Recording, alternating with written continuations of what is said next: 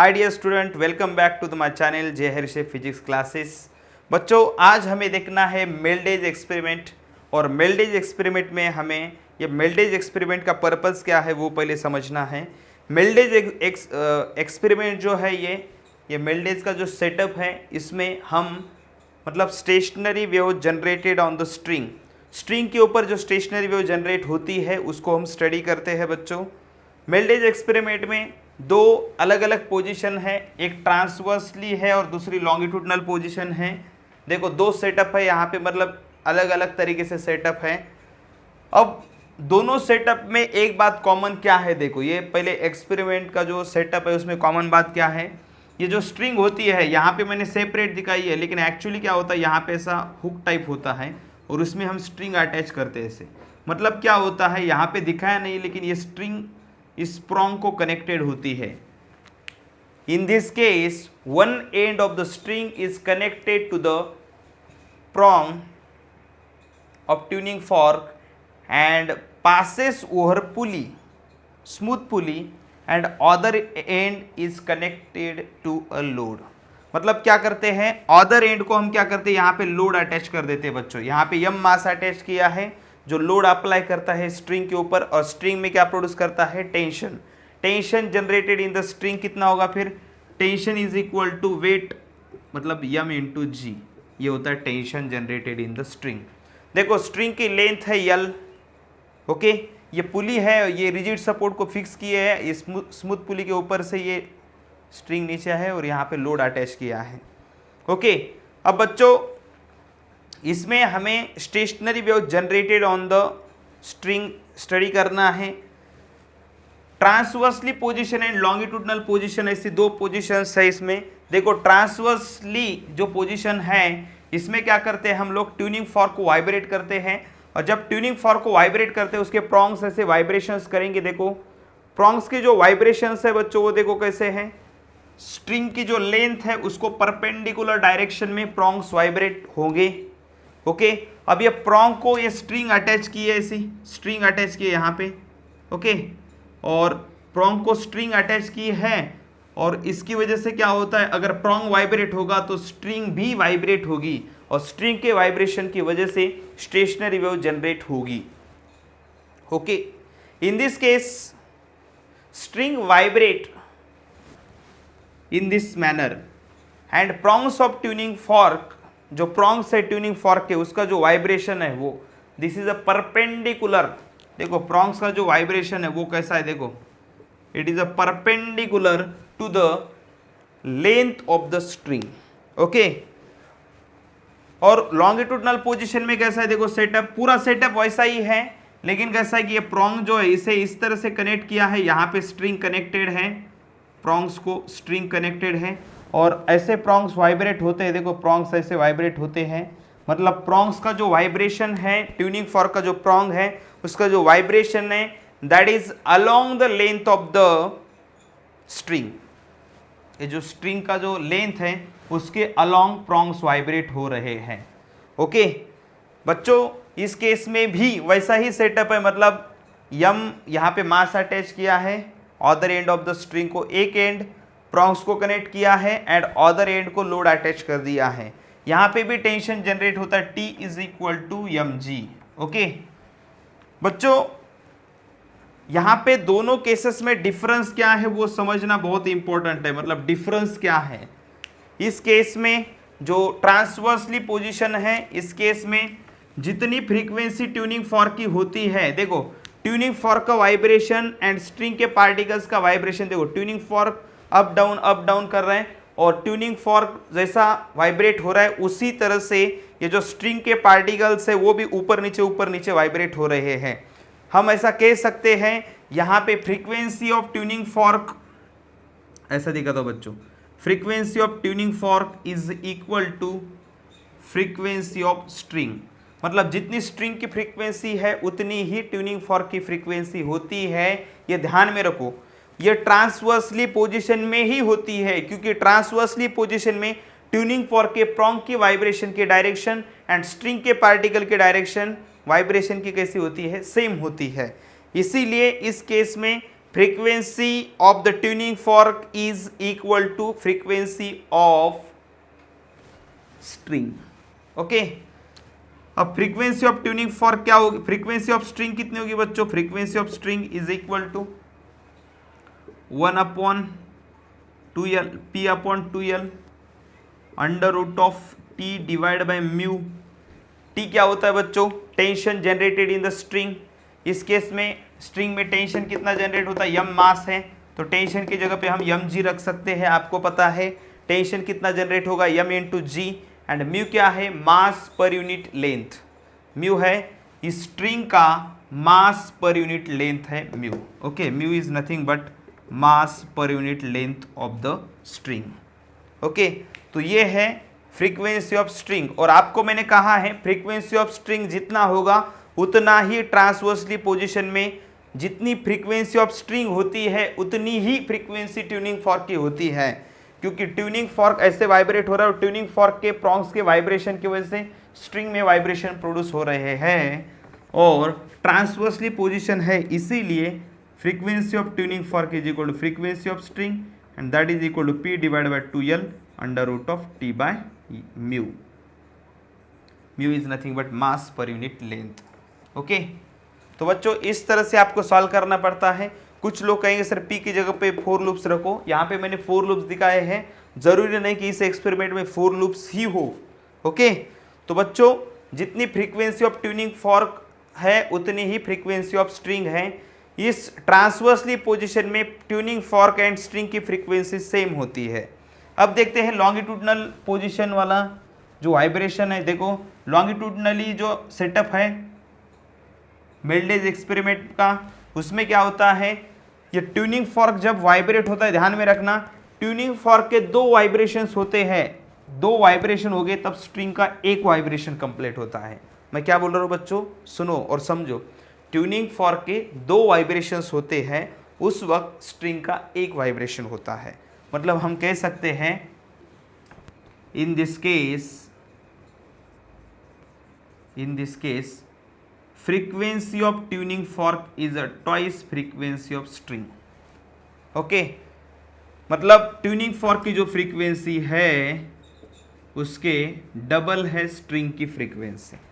Sorry, tuning fork की frequency क्या है, double that of frequency of vibration of string.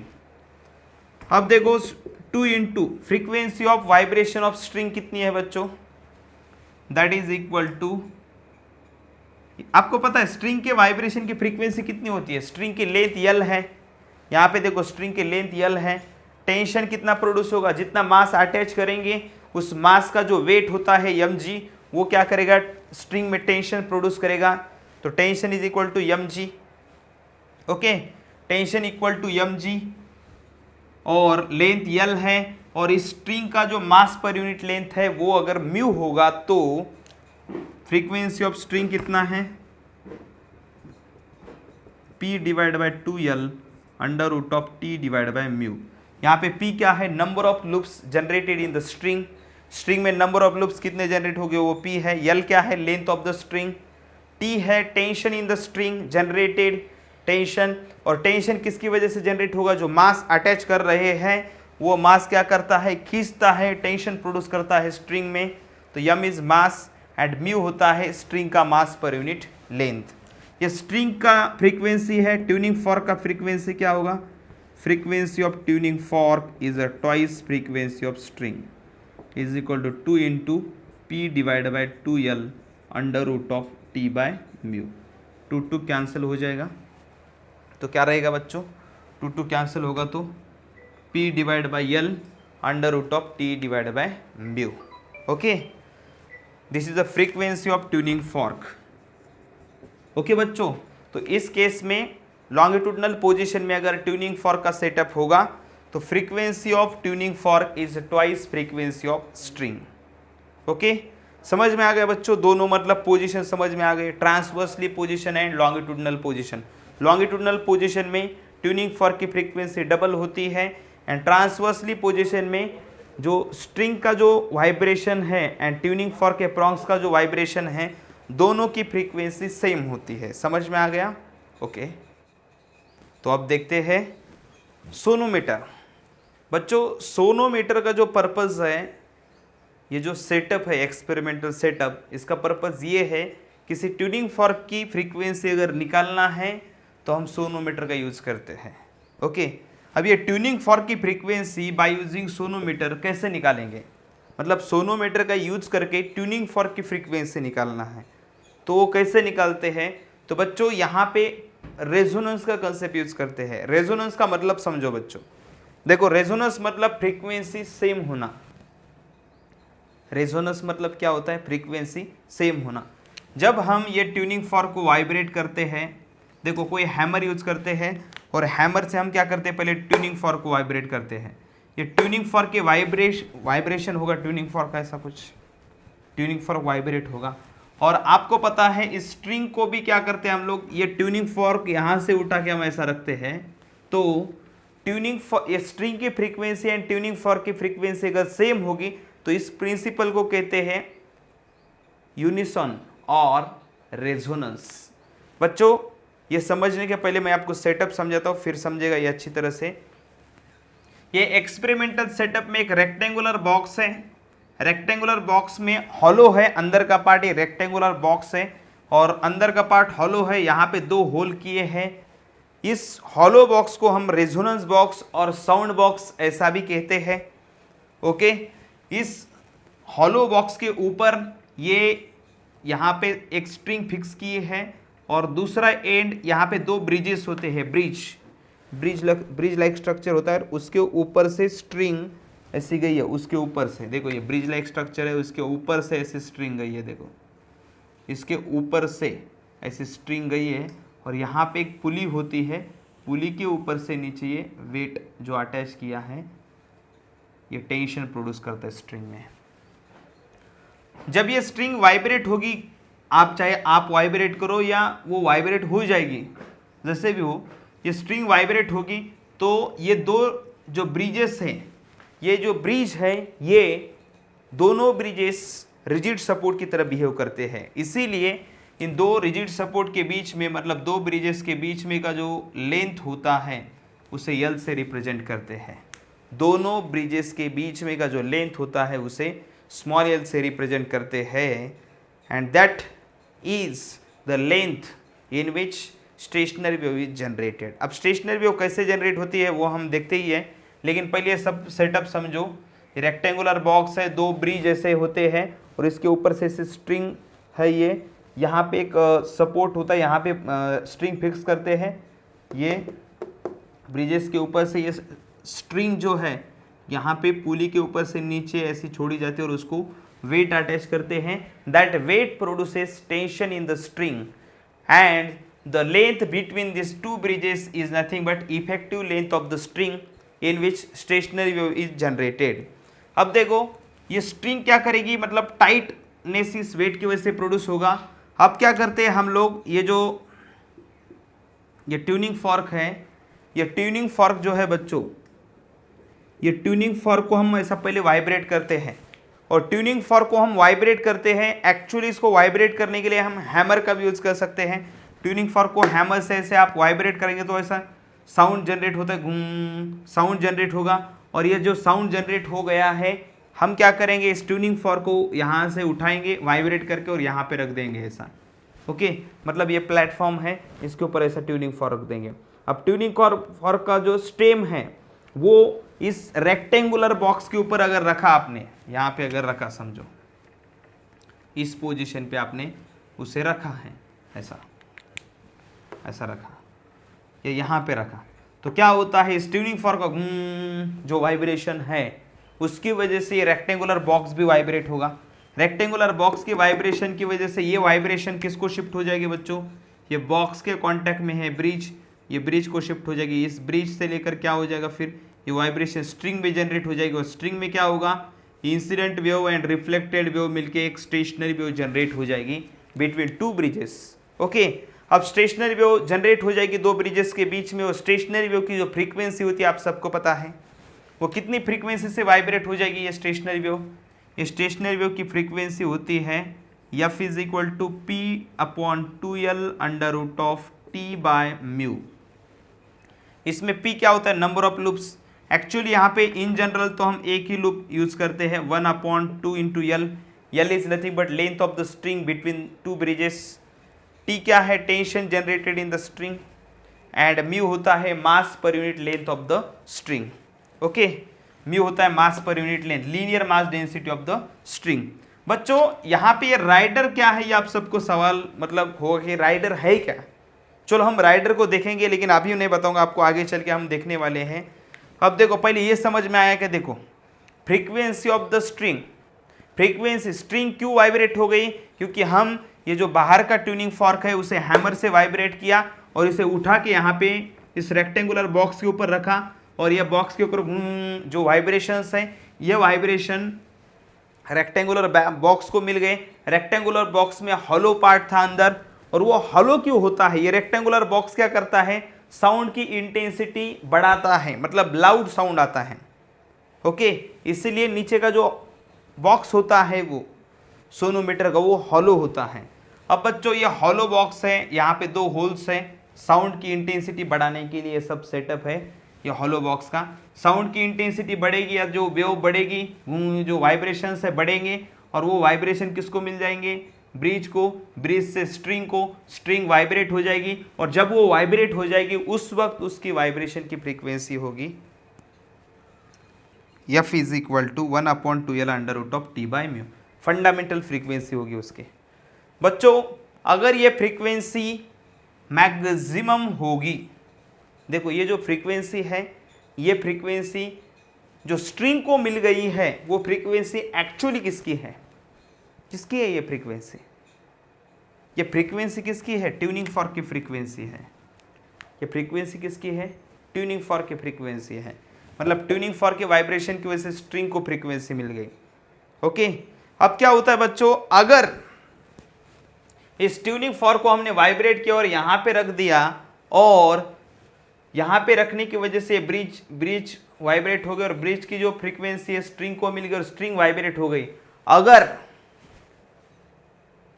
ये जो ट्यूनिंग फॉर्क की फ्रीक्वेंसी है ये स्ट्रिंग के फ्रीक्वेंसी के साथ में मैच होती है, स्ट्रिंग की कोई भी नेचुरल फ्रीक्वेंसी अगर होगी और उस नेचुरल फ्रीक्वेंसी से अगर मैच होती है, ध्यान में रखना, स्ट्रिंग की नेचुरल फ्रीक्वेंसी मतलब फंडामेंटल फ्रीक्वेंसी ऑफ स्ट्रिंग, ठीक है।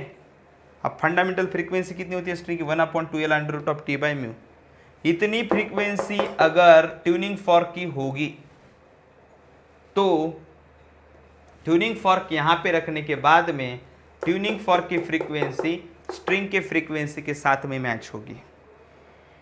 समझ में आया है कि नहीं, ट्यूनिंग फॉर्क को वाइब्रेट किया, ट्यूनिंग फॉर्क की फ्रीक्वेंसी जनरेट हो गई, और वो फ्रीक्वेंसी अगर इस स्ट्रिंग में अगर fundamental mode of stationary wave create हो गया और इसकी फ्रीक्वेंसी एंड ट्यूनिंग फॉर्क की फ्रीक्वेंसी अगर सेम होगी, तो ये जो पेपर राइडर यहाँ पे रखा है, ये पेपर राइडर ऐसा पेपर राइडर क्या होता है, कागज का एक टुकड़ा ऐसा फोल्ड करके रख दिया उस स्ट्रिंग के ऊपर ऐसा, वो पेपर राइडर क्या हो जाएगा, स्ट्रिंग जोर से वाइब्रेट होगी इसलिए पेपर राइडर नीचे फॉल हो जाएगा, नीचे गिर जाएगा। वो कब हो सकता है, if resonance takes place. Resonance मतलब क्या होता है बच्चों, रेजोनेंस का मतलब ये है स्ट्रिंग की फ्रीक्वेंसी एंड ट्यूनिंग फॉर्क की फ्रीक्वेंसी इक्वल होगी तो रेजोनेंस होगा। रेजोनेंस होना मतलब दोनों की फ्रीक्वेंसी सेम होना। स्ट्रिंग की जो नेचुरल फ्रीक्वेंसी है that is fundamental frequency of stationary wave जो है, वो अगर ट्यूनिंग फॉर्क के फ्रीक्वेंसी के साथ में मैच होते हैं तो रेजोनेंस होता है। ट्यूनिंग फॉर्क को वाइब्रेट किया, उसको उस रेक्टेंगुलर बॉक्स के ऊपर रखा, रेक्टेंगुलर बॉक्स के ऊपर रखने की वजह से रेक्टेंगुलर बॉक्स का वाइब्रेशन प्रोड्यूस हो गया, उसकी वजह से स्ट्रिंग वाइब्रेट हो गई, और स्ट्रिंग का जो वाइब्रेशन का fundamental frequency 1/2L under root of T by mu है, वो अगर वहाँ पे जनरेट हो जाएगा और वो अगर ट्यूनिंग फॉर्क की फ्रीक्वेंसी के साथ में होगा, उसके बराबर होगा, ट्यूनिंग फॉर्क की फ्रीक्वेंसी एंड स्टेशनरी वेव यहाँ पे जो जनरेट होती है उसकी frequency 1/2L under root of T by mu, अगर ये दोनों सेम होंगे, इसकी फ्रीक्वेंसी ये frequency of tuning fork and ये फ्रीक्वेंसी ऑफ स्ट्रिंग है, ये दोनों अगर इक्वल हो गए तो स्ट्रिंग जोर जोर से वाइब्रेट होगी, और स्ट्रिंग का वाइब्रेशन अगर बहुत ज़ोर से हो जाएगा तो उसके ऊपर जो पेपर राइडर है वो नीचे गिर जाएगा, और जब पेपर राइडर नीचे गिर जाएगा इसका मतलब रेजोनेंस हुआ है, ये आपको फिक्स होता है आपके माइंड में, मतलब आपको कंसिडर करना पड़ता है कि वहाँ पे रेजोनेंस हुआ है। मतलब हम क्या कर सकते हैं फिर, ट्यूनिंग फॉर्क की फ्रीक्वेंसी निकाल सकते हैं। कैसे? स्ट्रिंग की जो है वही ट्यूनिंग फॉर्क की है, और स्ट्रिंग की कितनी है 1/2L √T/μ। L length of the string हमारे पास होता है, T tension in the string कितना, ये जो वेट अटैच किया है वही होता है टेंशन। बहुत सारे आपको बहुत बार ये भी सवाल हो सकता है कि मतलब यहाँ पे जो ये सेम कैसे आ सकता है, अगर नहीं आ रहा होगा तो, पेपर राइडर नहीं गिर रहा होगा तो क्या करें? बच्चों अगर पेपर राइडर नहीं गिरता तो आपको क्या करना है, ये ब्रिज जो है, इस ब्रिज, ये जो ब्रिज होता है ये फिक्स नहीं होता, इसे ऐसा मूव कर सकते हैं। अगर इसे दूर लेके जाएंगे तो लेंथ ऑफ द, ये लेंथ बढ़ जाएगी, अगर नज़दीक लाएंगे तो ये लेंथ क्या हो जाएगी, कम हो जाएगी। तो आपको पेपर राइडर गिराने के लिए क्या करना है, लेंथ का एडजस्टमेंट करना है, दो जो ब्रिजेस है उसको नज़दीक या दूर लेके जाके ऐसा एडजस्टमेंट करना है ताकि आपकी जो लेंथ है उसे एडजस्ट करके हमें क्या करना है, स्ट्रिंग की फ्रीक्वेंसी इस तरह से सेट करना है, इस तरह से सेट करना है कि स्ट्रिंग की फ्रीक्वेंसी हमारे ट्यूनिंग फॉर्क की फ्रीक्वेंसी के साथ में मैच होना ही चाहिए। अगर ये ट्यूनिंग फॉर्क की फ्रीक्वेंसी जो है वाइब्रेशन की, यानी ये जो स्ट्रिंग वाइब्रेट हो रही है उसकी फ्रीक्वेंसी अगर सेम होगी और आप ये ट्यूनिंग फॉर्क यहाँ पे रखेंगे, तो यहाँ पे ट्यूनिंग फॉर्क रखा तो स्ट्रिंग जोर से वाइब्रेट हो जाएगी रेजोनेंस की वजह से, दोनों की फ्रीक्वेंसी ज़्यादा होगी तो रेजोनेंस होता है, रेजोनेंस की वजह से इसके ऊपर जो पेपर राइडर है नीचे गिर जाएगा। ओके, और अगर पेपर राइडर नीचे गिर गया मतलब फ्रीक्वेंसी सेम है ट्यूनिंग फॉर्क की एंड स्टेशनरी वेव की, यहाँ पे जो स्ट्रिंग है उसकी फ्रीक्वेंसी एंड ट्यूनिंग फॉर्क की फ्रीक्वेंसी सेम है, इसका मतलब frequency of tuning fork is equal to frequency of stationary wave generated string, frequency of string, फिर frequency of tuning fork is equal to 1/2L √T/μ। आपको पता है 1/2L √T की जगह पे क्या रख सकते हैं, mg। यहाँ पे अगर m मास अटैच किया है तो नीचे की डायरेक्शन में वेट कितना होगा, mg, और mg क्या प्रोड्यूस करेगा, स्ट्रिंग में टेंशन, t की जगह पे mg रखा, divide by mu, mass per unit length कितना होता है, इसके पहले भी मैंने स्ट्रिंग का मास पर यूनिट लेंथ का फार्मूला आपको डिराइव करके दिया है, वो होता है πr²। कैसे? देखो, mu is equal to mass per unit length, mass कितना होता है, वॉल्यूम इनटू डेंसिटी, वायर का वॉल्यूम कितना होता है रे, मास पर यूनिट लेंथ निकालना तो वायर है, वायर सिलेंड्रिकल है, उसका वॉल्यूम कितना है πr²L, volume into density rho divide by L, तो L कैंसिल मतलब πr² रो, तो हम क्या करेंगे यहाँ पे πr² इंटू रो, ऐसा पूरा रखेंगे तो ये आपको मिल जाएगा फ्रीक्वेंसी ऑफ ट्यूनिंग फॉर्क। मतलब क्या करते हैं हम लोग, फ्रीक्वेंसी ऑफ ट्यूनिंग फॉर्क निकालने के लिए ये जो सोनोमीटर है इसका एडजस्टमेंट यूज करते हैं। सोनोमीटर की जो स्ट्रिंग है उसकी फ्रीक्वेंसी हम इस ट्यूनिंग फॉर्क के साथ में एडजस्ट करते हैं। जब तक पेपर राइडर गिरेगा नहीं तब तक आपको इसकी लेंथ कम ज़्यादा करके चेक करना है कि कब जाके ट्यूनिंग फॉर्क को वहाँ पे रखेंगे और पेपर राइडर नीचे गिर जाएगा।